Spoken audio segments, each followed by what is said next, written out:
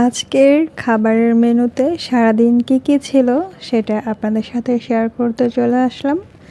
আজকের সকালবেলার ব্রেকফাস্টে যেটা ছিল, একটা হেলদি ব্রেকফাস্ট করেছি। আর এখানে ছিল শসা আর হালকা একটু সল্ট দিয়েছি সাথে। আর এখানে ছিল বাদাম ভাজা, বাটারের মধ্যে বাদাম ভাজা করে নিয়েছি। আর হচ্ছে একটা ডিম পোচ।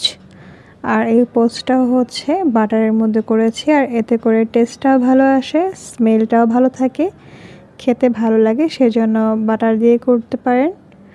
আর ডিম পোচটা সকালবেলা খেলে সারাদিন বেশ ভালো এনার্জি পাওয়া যায়।